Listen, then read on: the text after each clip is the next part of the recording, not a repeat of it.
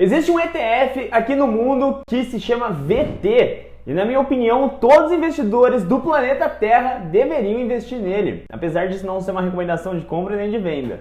Mas hoje eu quero explicar o porquê que eu acho isso, te dar algumas informações básicas sobre esse ETF e lá no final eu vou falar o que vocês mais gostam de escutar, a rentabilidade desse ETF. Será que valeu a pena ou não investir nele? Então bora pro vídeo.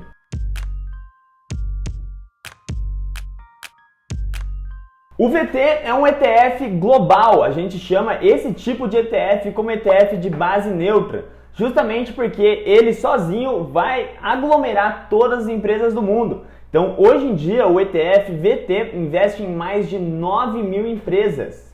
Eu quero te mostrar isso aqui na prática hoje. Vamos aqui para a nossa tela do computador e te mostrar um pouco mais sobre esse ETF. Então, aqui a gente já consegue ver em quantas empresas ele investe. Então, atualmente ele está investindo em 9.400 empresas ao redor do mundo.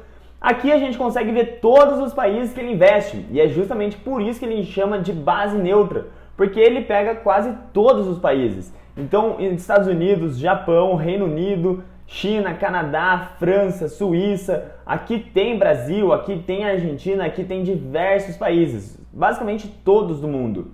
A gente consegue ver aqui também pelo site do ETF.com os setores que ele investe. Então a gente consegue ver que ele investe no setor financeiro, no setor elétrico, de tecnologia, de saúde. Agora falando sobre as empresas desse índice, a gente consegue ver aqui as top 10 empresas que têm o maior peso. Esse índice aqui pondera o valor de mercado das empresas para colocar o peso delas. Então, poxa, já que o mercado norte-americano domina o mercado financeiro atualmente, as maiores posições com certeza seriam de empresas americanas.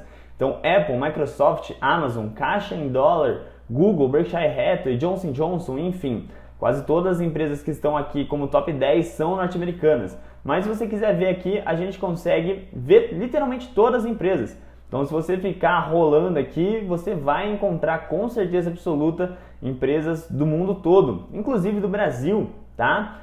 Uma coisa que vale a pena a gente se atentar aqui com esse ETF é que justamente por ele compor todas as empresas do mundo através do ponderamento do valor de mercado, com certeza uma grande parte desse ETF vai vir dos Estados Unidos. Então, se a gente ver aqui a intersecção que existe entre o ETF SPY, que é o que replica o S&P 500, com o ETF VT, a gente vê que 50% do VT vem das 500 maiores empresas norte-americanas. Então, as outras 50% do índice restam para o resto do mundo inteiro. Então, basicamente, 9 mil empresas está apertado ali em 50%, enquanto o S&P 500 predomina o índice, o que faz muito sentido, tá? Aqui a gente consegue ver que 100% do SPY, né, que é um ETF que replica esse índice norte-americano, está no VT. Então, isso aqui é muito importante a gente se atentar. E eu estou falando isso aqui justamente pela sobreposição. Quando você compra VT, você já está comprando, por exemplo, o S&P 500. Então, talvez não faça sentido você também comprar S&P 500, a não ser que você realmente queira muito peso num ETF desse índice. Então, isso aqui é só um ponto de atenção, tá bom? Uma outra coisa que eu gosto muito desse ETF é que por ele pegar todas as empresas do mundo, ele pode ser considerado uma média global, uma média de rentabilidade, inclusive uma média de indicadores. Existem muitos estudos que ponderam ETFs, que escolhem ETFs por indicadores. Um dos grandes indicadores aqui é o famoso PL, né, que mostra o quanto as empresas estão baratas ou não. Historicamente, empresas que estão custando mais barata, de fato, renderam mais. Então, existe uma luta bem grande pelo mercado de buscar sempre as empresas que estão mais baratas. E aqui, poxa, para você não ter que ficar fazendo valuation e mil coisas complexas, basta você, por exemplo, pegar a média global e entender. Então, poxa, a gente vê aqui que a média global do PL está em 16,7. Vamos pegar, por exemplo, o QQQ, que é um ETF da Nasdaq. A gente vê que o PL está em 25, então significa que esse ETF está um pouco mais caro. Vamos pegar aqui, só para a gente entender alguns parâmetros, por exemplo, o EWZ, que é o ETF do Ibovespa lá nos Estados Unidos, dolarizado. A gente vê que o PL está em 5, então significa que o Brasil realmente está em um momento muito barato. Então isso aqui, para mim, funciona bastante para eu entender o que está barato ou não comparado com a média do mercado mundial. Uma coisa que eu sei que vocês gostam também bastante é sobre dividendos. Sim, esse ETF paga dividendos. Aqui a gente consegue ver os últimos anos, né? Vamos clicar aqui no máximo para vocês analisarem. Acaba sendo um dividendo bem variado, justamente porque ele paga a cada 3 meses. E aí, poxa, podem ter empresas que pagaram naquele mês, empresas que não pagaram, enfim, é a cada 3 meses, tá? Como a gente consegue ver aqui, de 3, 6, 9, 12, 3, 6, 9, 12, enfim, é essa forma que ele paga. Isso aqui é o que ele paga por cota, tá? Então, atualmente o ETF está custando 78 dólares, né? Desculpa, 92 dólares, e é o que ele pagou por cota aqui, 0,63 dólares, tá? Só para você entender, essa data X aqui é o dia que você tem que ter comprado esse ETF para receber isso. Então, por exemplo, se você comprou o ETF no dia 19 de dezembro, no dia 22 de dezembro você recebeu esse valor. Agora, se você comprou o ETF no dia 20 de dezembro, você já não vai ter recebido esse valor. Você vai ter que esperar para o próximo pagamento, tá? Mas aqui uma média, só para vocês também entenderem na porcentagem, a distribuição dele está próxima de 2% ao ano. Não é um ETF que distribui muito dividendo, mas a gente tem que lembrar que lá nos Estados Unidos a cultura de dividendo não é tão forte. Lá eles já entendem que isso não é tão funcional. Então os ETFs lá acabam pagando um pouco menos de fato, porque as empresas em geral pagam menos do que comparado com o Brasil. Agora vamos para a parte que vocês mais gostam, que é de fato a rentabilidade do VT. Eu peguei aqui nos últimos 10 anos, tá, a performance do VT e a gente vê que ele rendeu 125% nos últimos 10 anos. Isso dá uma margem aí de 12%, uma média, né, de 12% ao ano. É uma baita rentabilidade, ainda mais para nós brasileiros, que também teríamos a valorização do dólar que foi de 150% nos últimos 10 anos.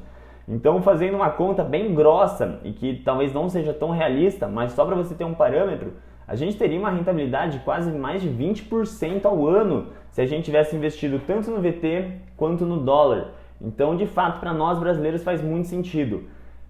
Eu só coloquei aqui a comparação com o ETF EWZ, que é o ETF que replica o Ibovespa, que é o nosso índice aqui nacional, mas dolarizado.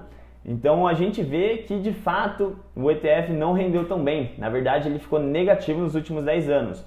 Claro que a gente teria essa valorização do dólar aqui na nossa conta, mas poxa, a gente desvalorizou para o mercado internacional. Somente aqui na nossa bolha que a gente vê que isso cresce. Então, por exemplo, se eu colocar o BOVA11 aqui, que aí de fato é onde a gente compra, aqui o ETF BOVA11, a gente vai ver que de fato ele cresceu. Menos que o VT, inclusive, mas ele cresceu.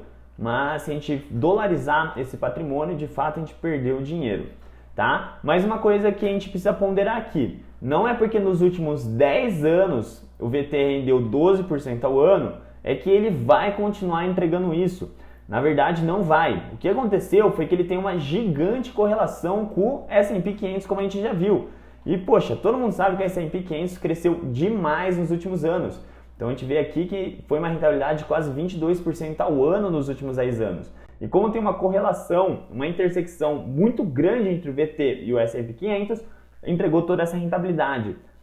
Só para você ter um parâmetro, eu peguei aqui o estudo da Credit Suisse, que ele analisou o resultado de 1900 até 2020 de diversas nações, inclusive do mundo, aqui World, que seria basicamente o ETF VT. A gente viu que de 1900 até 2020, a média que ele entregou anualmente é 5,2% acima da inflação, tá? Aqui no COIFIN, a gente não vê o resultado real, a rentabilidade real. Isso aqui é a rentabilidade nominal. A gente tinha que considerar a inflação aqui. Aqui já é desconsiderando a inflação, tá? Subtraindo ela. Então ele de fato entregou 5% ao ano acima da inflação.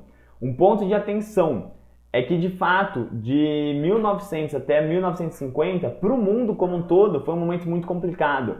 Muitas guerras, inclusive 2 guerras mundiais.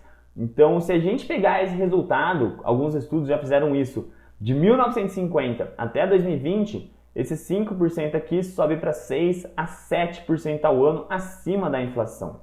Então, para fazer seus cálculos, eu não consideraria os 12% ao ano, e sim de 6 a 7% acima da inflação, que é o que interessa para a gente. Uma coisa que eu gosto muito do VT é que, de fato, ele foge da bolha de investir em um único país. a gente vê que os países dificilmente conseguem se manter soberanos ao longo do tempo. Eu sei que nas últimas 3 décadas, aí, a gente está indo para a 4ª década, os Estados Unidos está virando um país quase imbatível, mas pode ser que isso não aconteça daqui para frente. Um exemplo muito prático disso é o Japão. Na década de 90, o Japão era o país, era os Estados Unidos da época. Inclusive, a bolsa global era composta por mais de 50% de empresas japonesas. Hoje, se a gente pega o ETF-VT, o Japão não representa nem 6%. Então, imagina as pessoas que investiram 100% no Japão na década de 90. Hoje, provavelmente, estão muito mal na rentabilidade. A bolsa japonesa não rentabiliza bem há diversas décadas. Então, a gente tem que tomar cuidado com os nossos vieses. Não é porque os Estados Unidos está bem hoje que ele vai se manter bem para sempre. Na verdade, possivelmente isso não acontecerá. E só para mostrar que a gente de fato está numa bolha, achando que o mercado norte-americano é soberano, a gente vê aqui, os Estados Unidos está atrás de 2 países. Se eu não me engano, isso aqui é a Austrália e isso aqui é a África do Sul. Ou seja, a Austrália e a África do Sul rentabilizaram melhor que os Estados Unidos nos últimos 120 anos. Então, quando a gente investe no VT, não estou falando para você investir na Austrália ou na África do Sul, não é isso. Mas quando a gente investe no VT, a gente tem essa margem. A gente consegue, de fato, investir no que realmente dá certo. Só um outro exemplo, tá? Para a gente finalizar esse vídeo. Se a gente investisse nos Estados Unidos mais ou menos no meio de 2021 até o final, no meio de 2011, a gente teria uma rentabilidade de 1% ao ano. A gente basicamente estaria no 0 a 0. Então a gente tem que tomar muito cuidado com esse lance de simplesmente investir em pequenas geografias. O mundo é gigantesco. E aí é por isso que eu gosto tanto do VT. O VT, por de fato ser essa base neutra, ele vai nos proteger e é por isso que eu falaria para todo mundo ter uma parcela, quase diria 50% da sua carteira em VT. E aí depois que você criou essa base neutra, você vai de fato incluindo o que você acha e baseado em estudos, claro, o que tem dado certo ao longo do tempo para essa carteira de fato performar bem e a gente parar de contar com a sorte nos investimentos. Mas e aí, você gostou desse vídeo?